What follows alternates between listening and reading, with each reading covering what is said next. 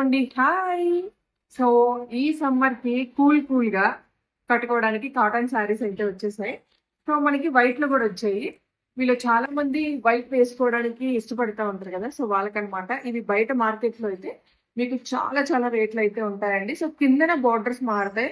ఫ్లవర్‌కి ఇక్కడ colours మారతాయన్నమాట. ఇదొచ్చేసి brush print అండి. మీకసలు పోను గూడా పోదు.